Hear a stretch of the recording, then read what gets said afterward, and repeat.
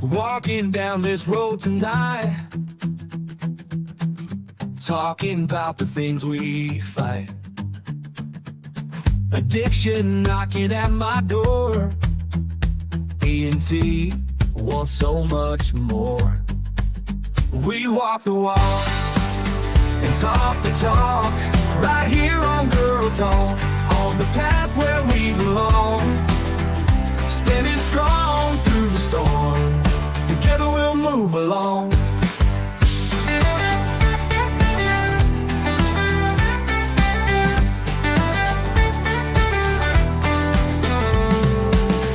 Searching for a brighter day, holding tight along the way. Sobriety's a steep climb, D&T winning every time. Oh yeah, we walk the walk and talk the talk, right here on Girl Talk, on the path where we belong. Standing strong through the storm, D&T bringing all of you along. Oh yeah, we walk the walk and talk the talk, right here on Girl Talk, on the path where we belong. Standing strong through the storm, D&T bringing all of you along. Oh yeah, we walk the walk and talk the talk, right here on Girl Talk, on the path where we belong. Standing strong through the storm, D&T bringing all of you along. Oh yeah, we walk the walk and talk the talk, right here on Girl Talk, on the path where we belong.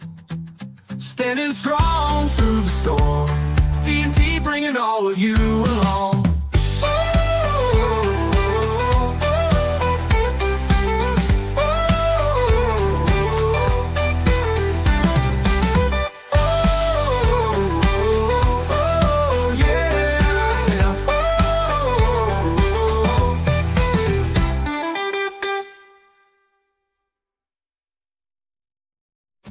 Walking down this road tonight, talking about the things we fight. Addiction knocking at my door. E&T wants so much more. We walk the walk and talk the talk, right here on Girl Talk, on the path where we belong. Standing strong through the storm, together we'll move along.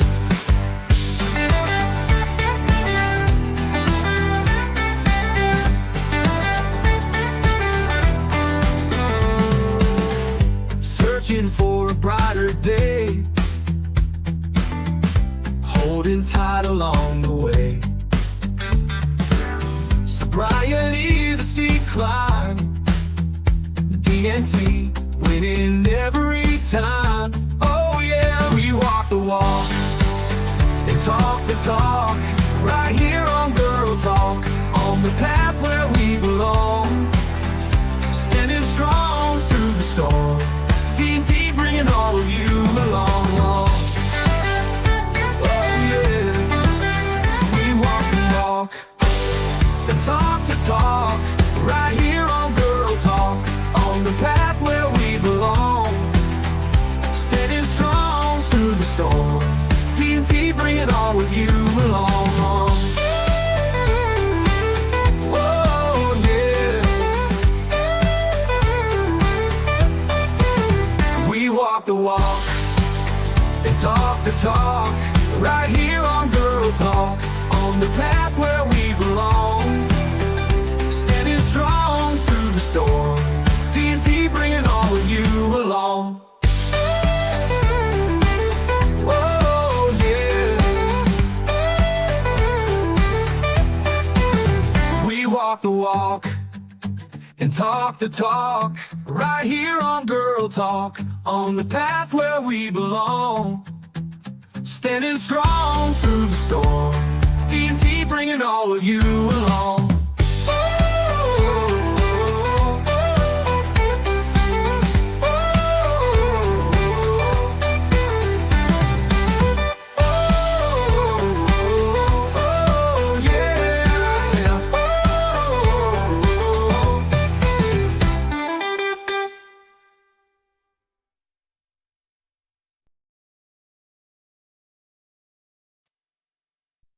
Walking down this road tonight.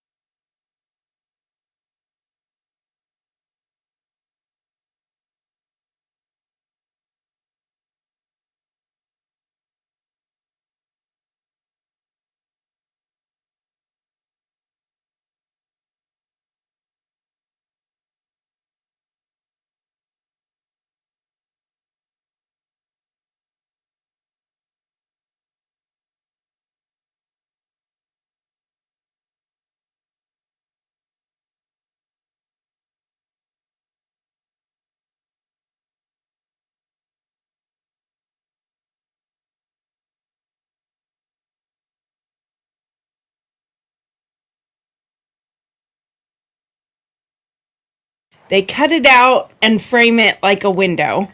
Mm-hmm. And then they put like powdered plexiglass, thin powdered plexiglass, and lights like we have. And you can set them to different things. Oh, and then they can be on a timer. Actually kind of so cool. that the light comes into the room. The other one is putting a TV behind where you're putting, and then having it streamed to a camera outside. Okay, that's a lot of work. Just but you know that's the one that Steve and I would do. You know good and well that's the one Steve and I would do. We would probably have it with a TV that goes to out in our front yard. And when the sun comes in... Do you know that it would probably be less expensive just to buy a pane of glass and have a window? Well, I mean, we can't. And if you're really lucky, it might even open up and you can even hear the noise outside. Well, you can't because it's in the basement and it's dirt. So you could cut the hole and put it there, but you would have nothing but dirt behind you.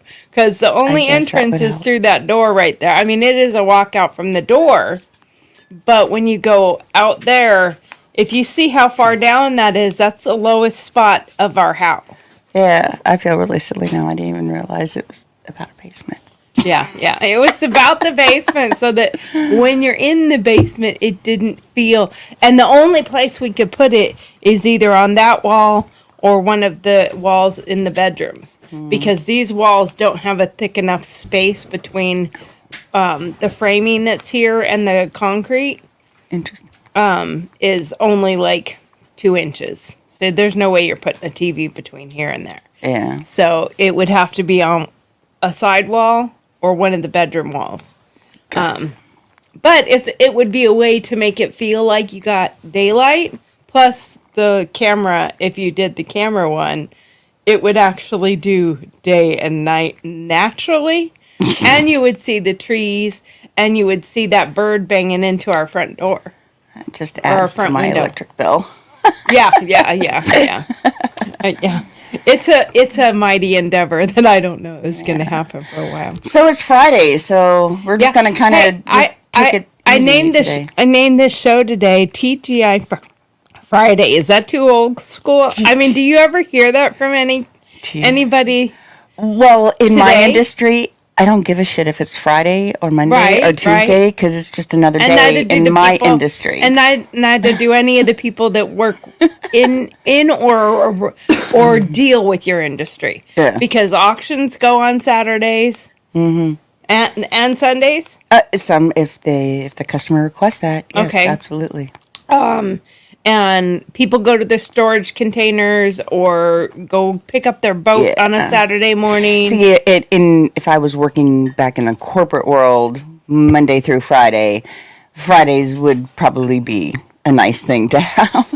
And actually, even when I was in corporate, I didn't like Fridays. I'm in the accounting industry, and so Fridays were like a very harsh business. Yes, day. because the people who procrastinated throughout the week take care of their shit by Friday so they can go and have a nice weekend. Mm-hmm. And honestly, what I really, really, really liked are Mondays.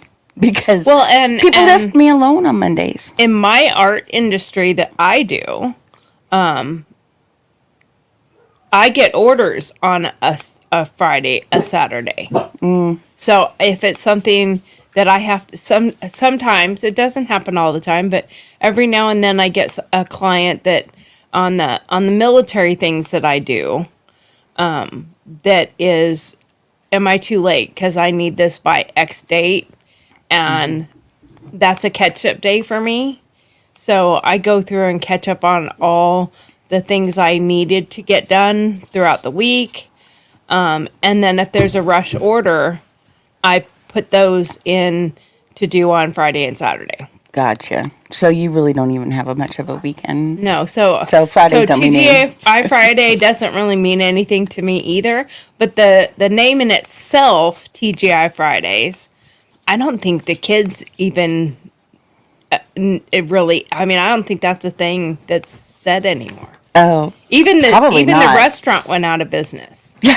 I think I've eaten there twice, and it was only because I had a coupon. Yeah. Well, it was like come in and try an appetizer. I used to like that place when I was younger. They had good drinks, they had good appetizers, and then if you went and when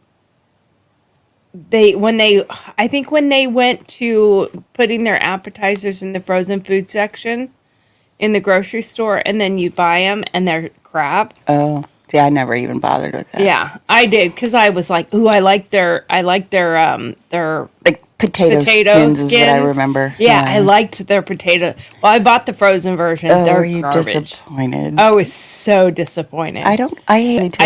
I think that did a lot of disappointment to a lot of their fan base. I think Marie Callender's was kind of the same way too. Mm-hmm. I loved that place. Old their school, pies and all that. Yeah. They started selling their stuff in the grocery store, and they started mass producing it, and it was garbage. Yeah. And you're like, that's not what I remember. I know. Speaking of nostalgic, that's kind of like the feeling of being in Tahoe. You know, we had the opportunity to go up there in May. It was May, right? May. May. And being that we grew up from there, we knew it from a small town. Yeah. And I get really sad when I go back. I do too. When I see, and I hate it, and I don't want to like downplay where we grew up, because Lake Tahoe is absolutely, we took advantage living there. It's a world iconic place. It's beautiful. It's but it is so changed. But it's like a lot of the schools have closed, or they've gone to private facilities. There was 4 Diana Hames might correct me on this one, but I think we had four people in our graduating high school class this year at the school that I went to. 4. Yeah. That's crazy. Well, and my whole entire family was in Tahoe. My aunt, uncle, cousins, my dad. Now, my mom was there until I was 10. And so I'm a Tahoe native. But you're not Tahoe born? I'm a Tahoe native, and I hate that someone would always correct me that I wasn't born there.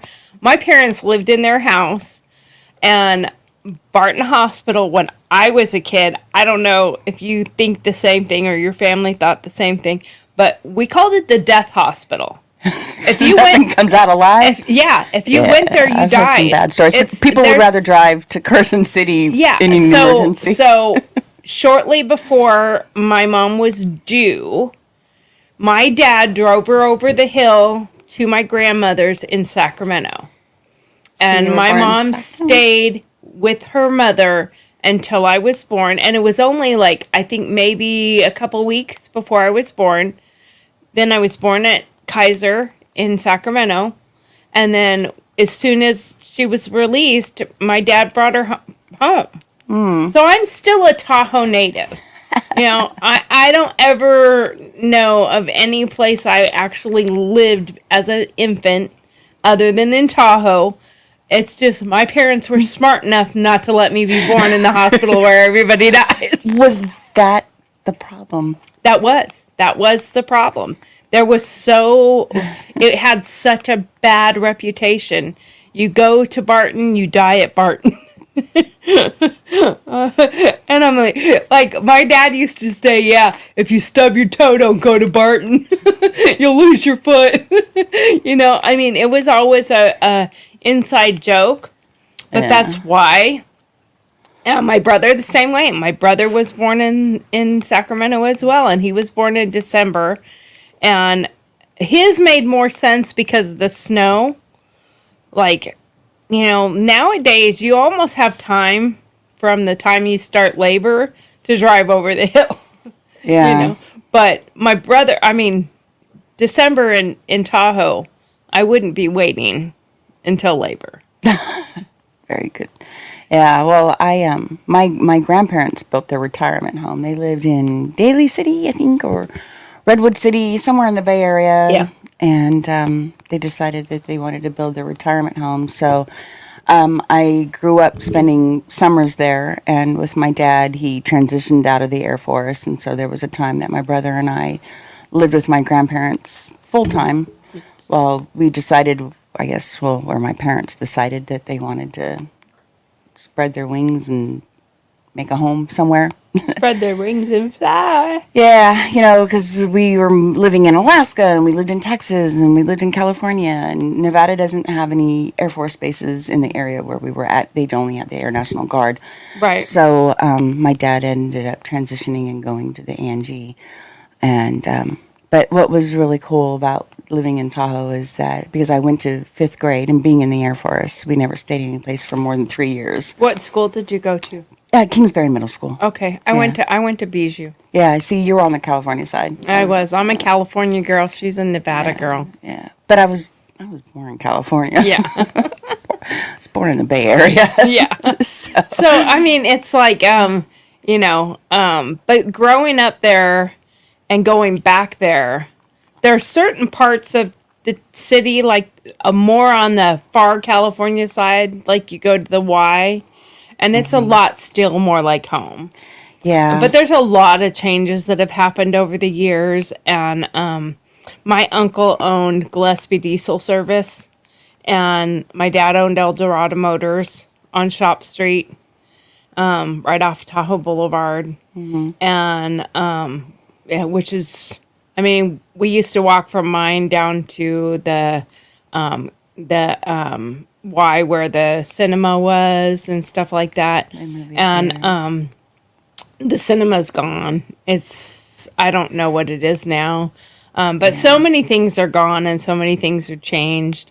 Like we used to have remember the little amusement park that we had with the slide? It's still there. No, the amusement park's gone. But the mini golf is still there. Oh, that's what I saw. Yeah, the mini golf is still there, but the amusement park with the big slide, that's gone. They have something else there. That was just a rust pit. Yeah, that was a disaster rust waiting to happen. That was. Everything was metal. Yeah, everything was metal. And in the summer, man, you'd go.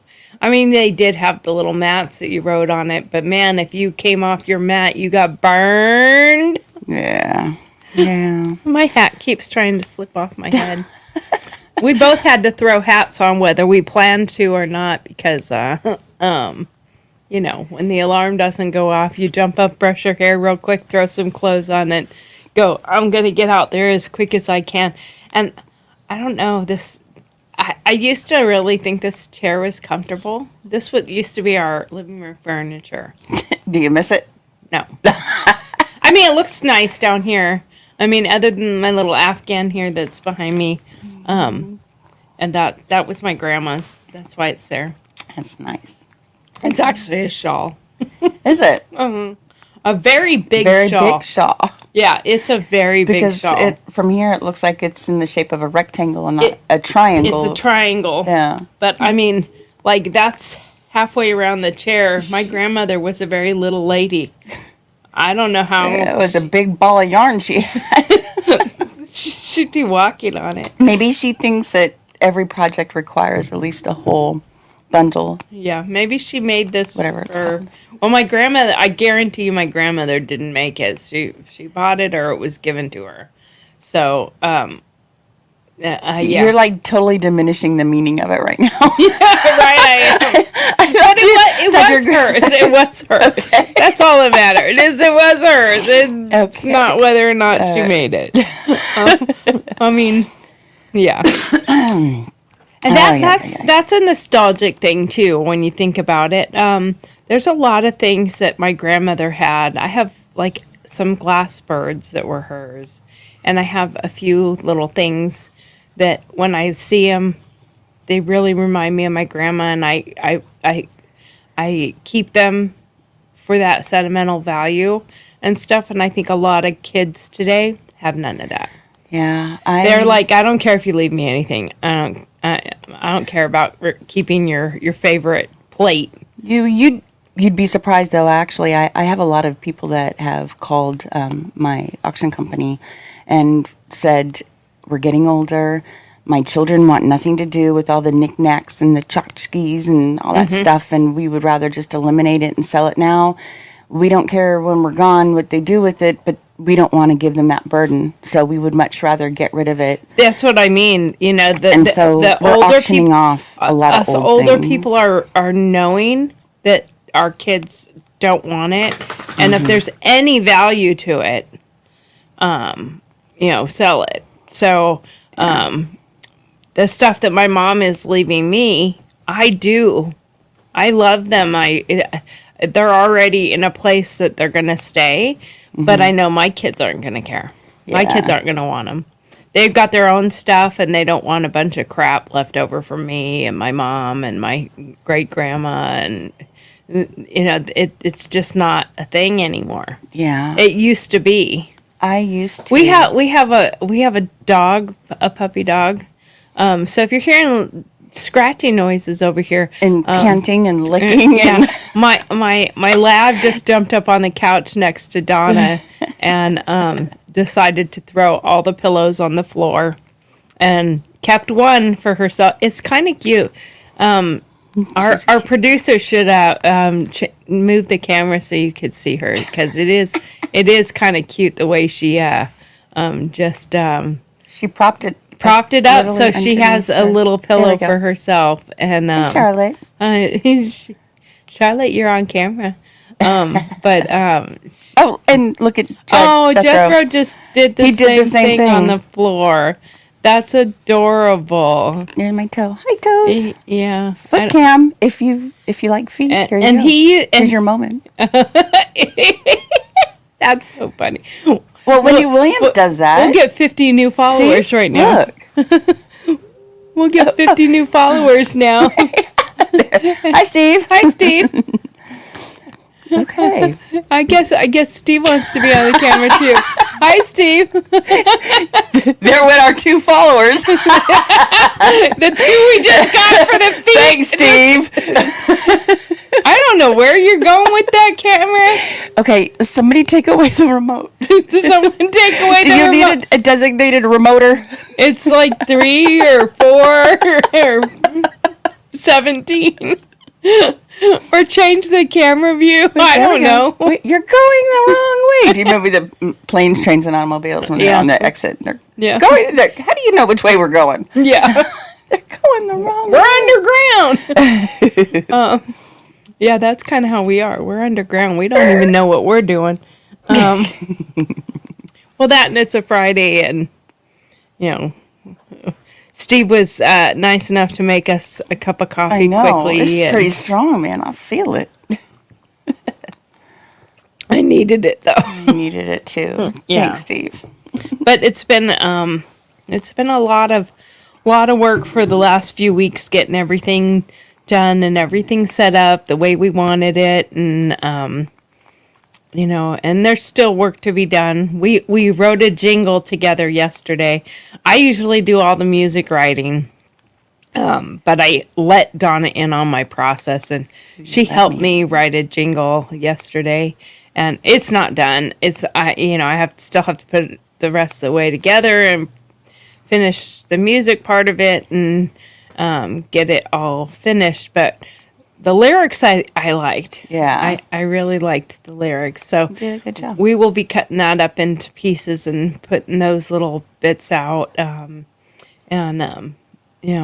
we did, instead of doing a timer on the screen that just counts down 10 minutes to 9 to 8, till you got the 30-second countdown. Mm-hmm. I made a timer that is it's like 8.5 minutes or something like that. Girl, But it's got music, and then it has some little slides that I think are important for people to hear and see. And I know once people get used to coming to watch us, they're not going to watch that every time. Yeah. But when new people come on, there's some good information in there. And, because even on the days that we're going to have a chat, just talk, like today's nostalgic day. Freestyle Friday. Freestyle Friday. Just shoot from the hip. But we're still here for a purpose, Yeah. and but going back to Tahoe, yeah, okay, I heard you, and I acknowledged you, and this is what happens when you got a producer over there that thinks he's in charge of the show. Well, in a way, he is. I know he's in charge of our stuff. I do catch that. You're supposed to catch that. I went, okay. I'm not going to do it in the middle of a sentence. And if you are, you're going to do it damn well. Yeah, right. Right? No, Yeah. probably not. But growing up in Tahoe, one of the cool things, and I don't think you ever had an experience in Tahoe with it, but You never know. But when I was growing up, my dad was a race car driver. So my dad thought he was one. My dad was a race car driver. He broke 7 world records. So he was a heck of a race car driver. I'm trying, babe, you're a great producer, but pay attention. You gave me the signal. I'm giving you a signal over here, and you're ignoring it. You're looking all over the desk. I'm doing it 50 times. So cute. Now I sound like an asshole. I mean, what's the point of signals if you don't pay attention? And what's the point of you giving me a signal if I acknowledge and you ignore? I don't know. Well, what do you want? Well, I was trying to get to a point. Oh, okay. I was trying to get to a point. So my dad was a race car driver, broke 7 world records in his time. And even though you had a little trouble with the law and you went to, you had to deal with your DUI stuff, but my dad used to have old school, something you probably could never have today. But when he would get prepared for a race, right before he went, the day before or whatever, about 4 o'clock in the morning, my dad would run his dragster down Tahoe Boulevard. Wow. I kid you not. And see, things were so different back then. You could get away with it. Well, they had, how at a race they have the what they call a Christmas tree, where the lights go bip, bip, bip, bip, bip, Yeah. and it means go. Yeah, the bottom ones. His were that. The cop cars would line Tahoe Boulevard, and each set of cop cars would turn on their lights. And when they got to the last one, it was time for him to go, and he would take off, and they would time it. So it was really kind of cool that that's what red and blues mean to me. Oh. And hearing a dragster at 4 a.m. today, you would have so many. I love the smell of the gas. Yeah. I know it's a crazy I love smell. the smell of oil. Burnt Of oil? oil. Yeah. Yeah. It reminds me of my dad. Yeah. Because it smells like my dad's shop. Yeah, my dad was into cars too. It really reminds me of my dad. And the old school cars and stuff like that. My first car was a 66 Mustang. Oh. So, I mean, I even wanted an old car when I got my first car. I mean, yeah, I was a little spoiled, but I had an option to get a brand new car from a dealership with my parents. My mom. No, I mean, I didn't even have my stepdad. license until I was 18. Oh, I got my license on my 16th birthday. Yeah. Yep, I went on and went to the DMV and did my test. And At the library? no, I did it at the DMV. Well, our DMV was at the library. Oh, ours. I was in Sacramento. Oh, okay. When I did my Yeah, the DMV was in the library in Tahoe. I lived in That's how small it was. I lived in a little part of Sacramento. Went to Sacramento Union Academy. Now it's called Sacramento Adventist Academy.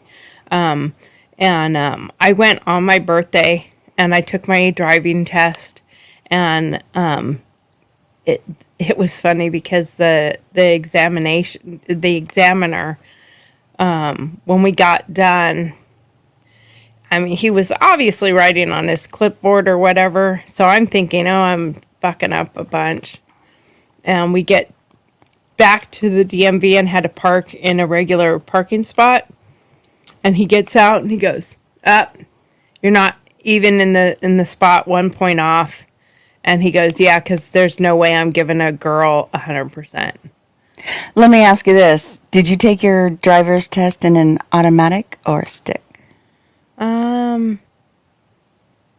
My dad would not let me take my first test in an automatic. He said any idiot can drive an automatic. Take someone with brains. I to drive a don't stick. remember, but I think my dad said similar because Yeah. I had to learn. So this is the funny part about growing up with a dad who had a shop, and he had hundreds of cars, that he was either working on or cars that were completely broken or left behind. So we had a parking area on the back side of the lot that just lined where all cars that were in order to come in to the shop. Customer cars. Yeah.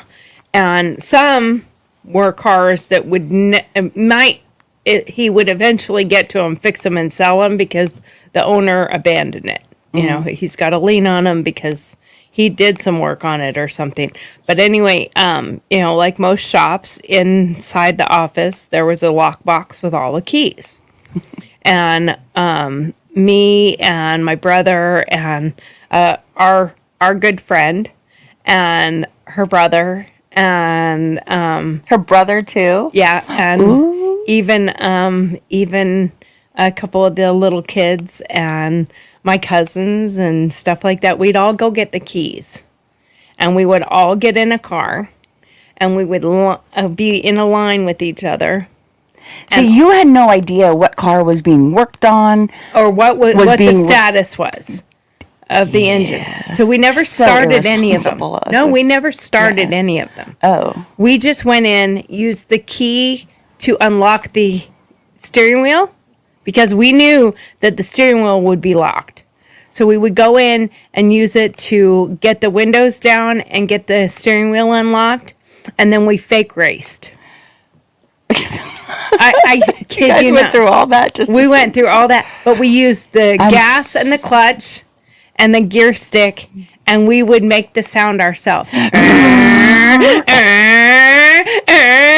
And we would race each other, never leaving the line. And we would just be like, I'm so glad I was not there. yeah, it was so funny. I would have convinced y'all to take it for You probably would have. Yeah. But I mean, the worst thing I did to my dad that was really cool, but really horrible, because of the cost of things, and I don't realize it now, but I was so proud of myself.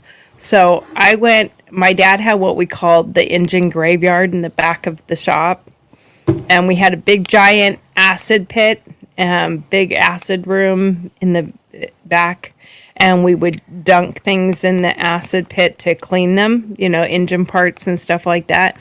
Well, that's also where the engine graveyard was. Is that where you take dead bodies? No, only rats. Only a couple times too. But that's where the engine graveyard was. And that means they were engine blocks that were cracked all the way through or whatever, and there was like no salvaging those ones. Years later, my dad got a machine where he could melt that metal down and actually make a new engine block. But at the time, that wasn't something that could be done. So I went, and I don't know how I did it because I was pretty young, and maybe 12, 10, 11, somewhere around there. And I went to the graveyard, and I got an engine block, and I brought it into the shop. And Richard, that worked for my dad, long gone, God bless you, Richard, but he worked for my dad for 20-something years or something like that. And Richard helped me rebuild that engine. Dang, And he put a sealer in the engine, and we used it as so we weren't wasting a engine block. And I thought I was doing good by that. And Richard didn't care because none of the stuff cost him any money. Yeah. Well, it probably scored him points that he's occupying the owner's daughter. Something like that, probably. Yeah. Well, we rebuilt the entire engine, and got all the parts out of the part house because my dad had his own parts house, and actually rebuilt it to a running motor. And How old were you? I was like 10 or 11 or something like that. And then my dad comes in, and he's like, Congratulations. what motor is this?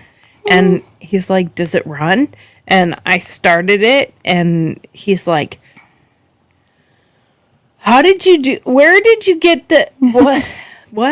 And Richard's like running away because he didn't want to say, and I was like, yeah, I built it with Richard, and I was so proud of myself. And then my dad's like, well, where did you get the engine block? And I'm like, because he knows what he's got, and he knows what he's working on, and he knows what inventory he has. What did you use that? And he's like, where did you get the engine block? I'm like, from the graveyard. And he's like, oh my God, do you know how much money is in all the stuff that you just put into a completely damaged engine that cannot continue to run? Like, you can't put that in a car. It will blow up. Oh. And he's like, do you know how much money that just cost me? And I was like, my wind was Meanwhile, blown Richard has out left the building. Yeah, he has ran away. But the wind was definitely pulled out of my sail that I upset my dad instead of him being proud of me. Now, years later, he told me he was really proud, but he was so upset at the initial shock that Richard allowed me to put all these parts, because my dad built race engines. My dad did not build He didn't regular. do something. He didn't do. It wasn't a Pinto engine. No, he did not do those kind of cars. You went big. He built people's race cars. He built the race motors for the Budweiser boats back in the 80s that all were racing So I'm boats. sure he knew the Dugans. Oh yeah. Yeah. But he built all the expensive motors. So most of his were like blown Chryslers and stuff like that. So yeah, the cost of all the parts to go into one of those type of motors, a lot different than, but it was okay because I learned how to work on cars. That's awesome, by though. watching my dad. That's really a cute story. Thank you for sharing it. Yeah, there's a good daddy Well, moments. and when and the whole point of that story, circling back around like a rabbit, is that's why I love the smell of engine oil. Of engine oil. It reminds To you this of that day, time. I still, if I smell engine oil, and I don't mean like fresh out of the bottle. Like the rough stuff. Yeah, the I old. smell it when the car has been running and you're checking your oil.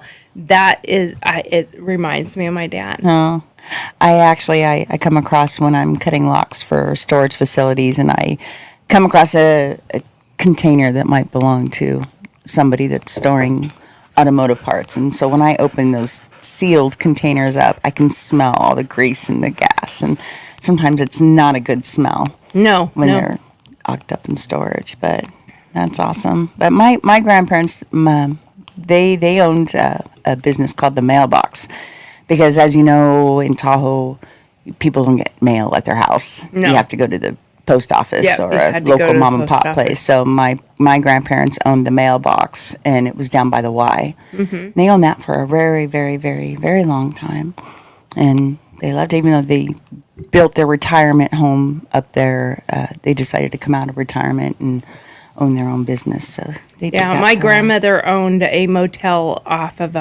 Kings Beach Wow. for a long time. And then, I mean, I don't remember it. I know it was still there when I was a baby, but they retired when I was older. So my memories of her are from Auburn, because she retired up in Auburn. And I have some friends that are still up in there or from that area. Did you live in the same house in Tahoe the whole entire time, or did you move? Until I was 10. And our childhood house. So you remember the Angora fire? Yes. So the Angora fire was a big, huge forest fire up in Tahoe. Actually, I put together a fundraiser between Governor, the Nevada governor and the California governor, Schwarzenegger, as a charity fundraiser to bring money into the people in Tahoe that lost their homes and stuff. My dad would have probably lost his home during that fire, because it came rushing right through the meadow right behind my dad's house. My dad's backyard is a meadow and to Mount Talek. You can see, that big meadow you drive down if you're going to Emerald Bay, and you see all that meadow on the right-hand side. That's all where my dad's property was. And and so my dad's house was off of that, one of the last roads before it just becomes meadow. And he was also a racer and well known in Tahoe. I mean, he was a legend there, and everyone knew him, from fire to police to locals. And so he had jet fuel in his garage, and I mean, barrels of it, among other things. And so the fire department sent out fire trucks just to my dad's house during that massive fire. And he had a fire crew in the back and in the front just manning his house, because they knew if my dad's house went up, the whole block was going to go up. That's scary. And so we were allowed to come in, and we were taking out like loads of memorabilia and racing stuff. And I know one of the things that I did, and one of the firefighters after the fact, he was like, "Man, you should be a firefighter. That was really good." And but I went in and I climbed a ladder and jumped onto the roof of the house, and I took my dad's yard sprinkler and I hooked it to a hose and turned it on and put it on his roof. And it was one of those that has like the 3 little prongs. The whirly bird and it whirly things. bird things. And so I put it on the roof of the house and left. And I didn't ask anybody. I just did it. And then after the fact, when we went up there, and it's still running. I was going to say, nobody And turned that off. We're back. Yeah, it was still running. And nobody really paid attention, because they were still cleaning up debris and all the burnt embers. And there was, big, huge trees. And some of them were burnt way up. and they were throwing embers all over the place, and then climbed up and turned that hose off and climbed up on the roof to get it down, and there was, burnt embers this big on the roof. But as soon as they hit the soaking wet roof, it never caught fire. That's good. And the firefighters like, that was really good intuition. You should look into that. So yeah, I became a firefighter later in life. Not because of that, but partly because of that. But I was a volunteer firefighter, so not to knock any of the full-time firefighters, but also not to knock any volunteer firefighters, because it was a lot of hard work. The similarities between you and I, how opportunities are open just on basic normal circumstances. Well, you jumping up on a ladder on a roof, turning on a hose and leaving it wasn't a normal circumstance by any means. Yeah. But it gave you an opportunity to tap into an area that could possibly have been your future as a firefighter. Yeah, exactly. And it allowed you to contribute as best as you could into that type of a commitment. Well, and so my dad's house was down there, and the shop was gone. He was one of the last holdouts that sold it to the city. And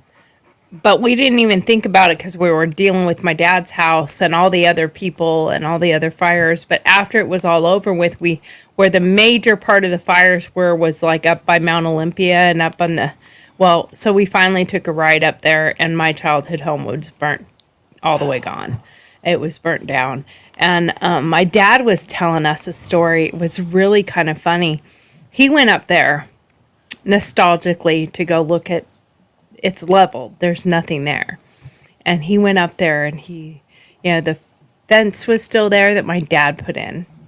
There was boulders in the yard that my dad strategically placed because my uncle owned the only crane service in town.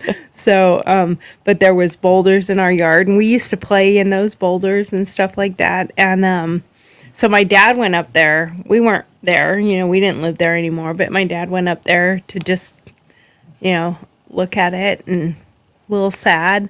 And he looks over, and like two other people were there looking at the same property, the same burnt down property, but he knew both of them. Like, he was friends with both of them, had done work on cars for both of them. He's like, "What are you doing here?" He's like, "That used to be my house." And he's like, "No, that was my house."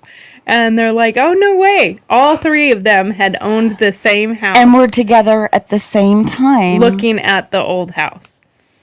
Yeah. And like the driveway that was concrete, my dad, we had our names in.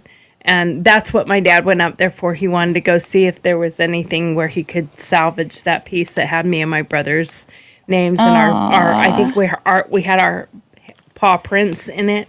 Yeah. We always called it paws from Tahoe, being Tahoe people, bears and stuff like that. Like hence the bear. My kids, I called them cubs, and I'm Mama Bear. And but that comes from being from Tahoe, really, more than anything else. But that was. That's a sad but beautiful story. When we talk about how things change, I did something similar. My ex and he grew up in Pleasant Hill in California, and he had a childhood home. And one day we were just driving through the neighborhood, and I suggested, "Hey, do you want to go see your mom's house?" And he's like, "Yeah, sure, why not?" And drove down the private road that she lived on. We got to the end, and we're like, "The house is gone." Oh yeah, that's.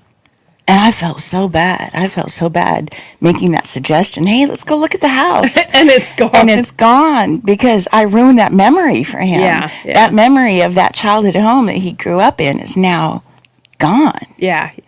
So I used to drive by it all the time when I would go back home, just for memory's sake. Yeah. And I would drive over to the Jeep Hill climbs just for memory's sake too. And down our mountain and down Tahoe Boulevard was Sawmill Pond. Yeah. And my dog used to run away from our house on Mount Olympia, go down the mountain, and if she was missing, I got a hair in my face. If she was missing, she was at Sawmill Pond. And the people that used to go to Sawmill Pond all the time and go fishing and whatnot, if Samantha was down there, Sammy Joe was my dog, Samantha Joe Ray, and she was down there, they all knew her. And they would throw her sticks and let her play. And eventually we would be like, oh, Sammy's gone. And the animal control would drive by there, like on the end of his route, on the end of his shift or whatever. And he'd see Sammy and go, come on, Sammy, let's go home. Mm-hmm. And Sammy would jump in the animal control's truck and he'd drive her up to our house and come over and say, here, Sammy. And he would let her back in the backyard and, but so much has changed over the years. And when you see your childhood home gone and burnt down, now it's rebuilt because that was but it's still not when the they same. started rebuilding the houses. But it's built like one of those really expensive wood Tahoe houses. It's not. I mean, we had a nice house, but and it was definitely a 70s house. I mean, my grandparents was too. Like you'd think it was a whorehouse or something like that. It had shag carpet. Did it have the popcorn ceiling? My grandparents' house had the popcorn with glitter. And the back wall, I don't know if you remember those, but they had those mirrors that had the black cracked look on them. That was on a back wall. We had a bearskin rug and red, black, and white was the colors. And I love that. It was really pretty, but today you'd be like, whose whorehouse is this? Yeah, my grandparents, they had those mirrors, and in their living room, it was paneled in between dark brown corkscrew paneling. So it was mirror, corkscrew, and then the popcorn ceiling had gold glitter in it. Oh, wow. And then we had one. My mom would have loved that. Because your mom glitters. I met your mom yesterday. She is just the cutest little thing. She loves glitter. So, and we also had one of those oil lamps. We did too. Yeah. Those are crazy. But there's 7 in my family. There's 7 cousins. I'm the oldest of all the grandkids. There's 7 grandkids. I'm the oldest. And all of us have memories growing up in Tahoe at my grandparents' home. And all of us have all indicated that, well, Sean and Richard, the 2 older boys, and there's Jordan. But we've gone to our grandparents' house, and Sean particularly knocked on the door and met the people who bought it. My grandparents' house used to be 1 level. Well, the people who have bought it since then built onto it. So it looks totally different. Mm-hmm. But we look at the landscaping. They owned a lot of property behind it. And so every time we go by there, and Sean has made it a point to let the people know, and I've met them as well once. I played Scrabble with them once. That if and when this house ever comes up for sale, we want to be notified first. Yeah. Now, my dad's house that he bought, because my dad didn't stay in that house. My parents got divorced when I was 3. So I was in that house 7 years after my parents divorced with my mom. And then my mom, we moved to Vegas, I think, when I was 10. And then moved around. My stepdad was a diplomat with the Foreign Service. Yeah, she's patting her head off. Give her a mic so she could talk. She's a heavy. Oh, that got us another 10 followers. So I grew up all over the world, kind of like you with the military. Your dad being in the Air Force. Yeah, but you guys went to Texas and Alaska. Now we went to my mom and stepdad were stationed in Egypt and Budapest, Hungary.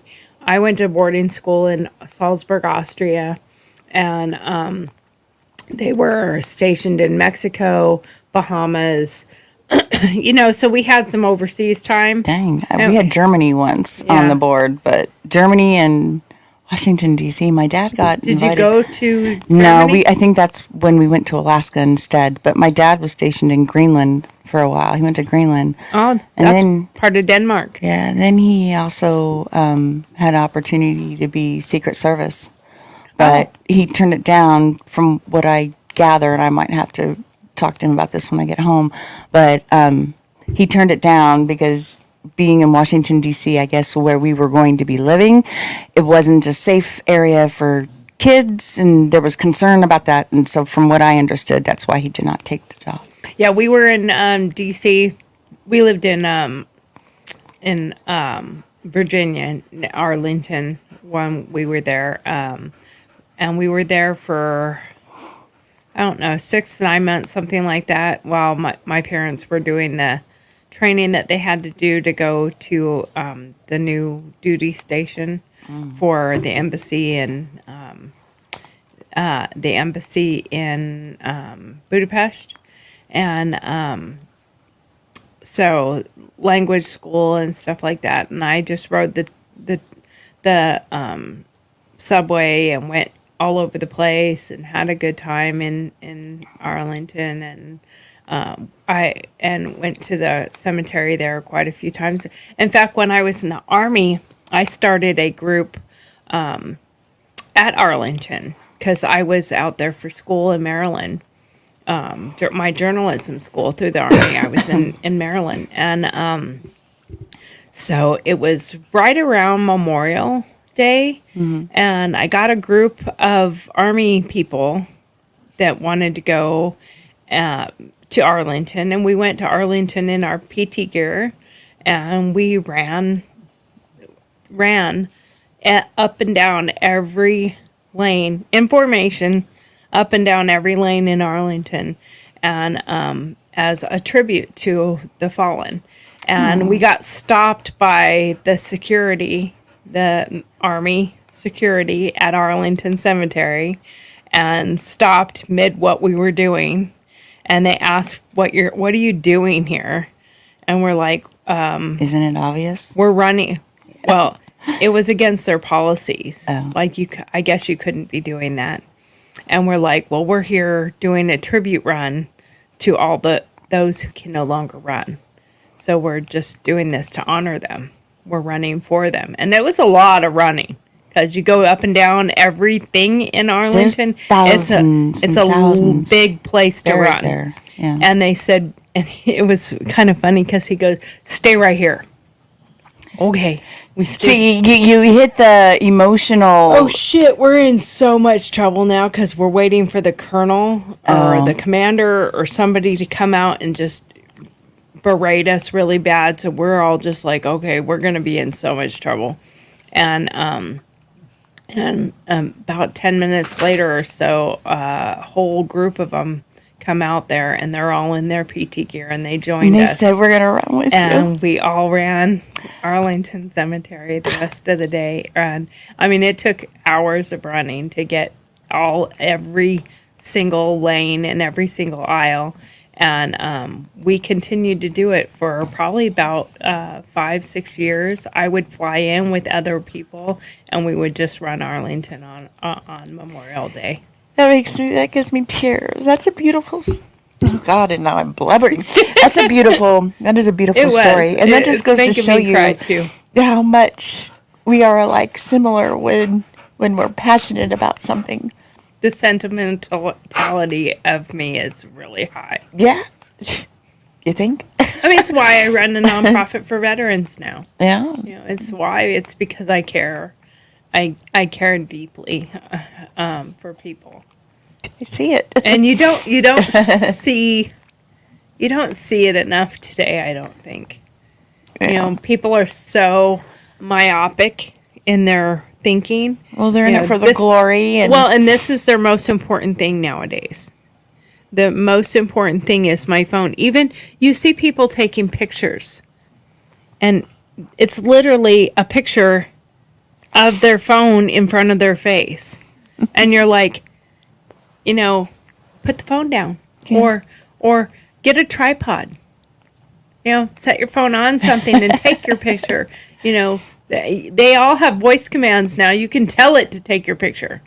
Mine doesn't listen very well. I've tried. I have. I'm not an iPhone person. Yeah. Fuck all you iPhone people out there. I'm an Android. But I have a pen that you don't have in your stupid little iPhone, and I'm gonna show you really quick. If I had a phone like that, I would probably lose the pen in 2 seconds, so I'd still be stuck with an iPhone. Well, it yells at me when I leave my phone out. So is it supposed to be? I just took a picture with my pen. No way. Oh. Okay, that is pretty cool. Yep. Just took pictures with my pen. So I can set this up, even if I don't have a tripod. I can set it up away from me. And I can start video. I can take a picture. Do not make me come to the other side. And when somebody runs up to you and they're like, hey, quick, do you want my phone number? I just hit that and 782-4257, and I can then tap it and it turns into a number and I can save it in my phone. Okay. Hey Siri, what's the temperature today? Yeah. See, it doesn't even like you. Yeah, we're Android Google people. Our whole house is wired to Google. Okay, so to piggyback onto another thing about technology and stuff.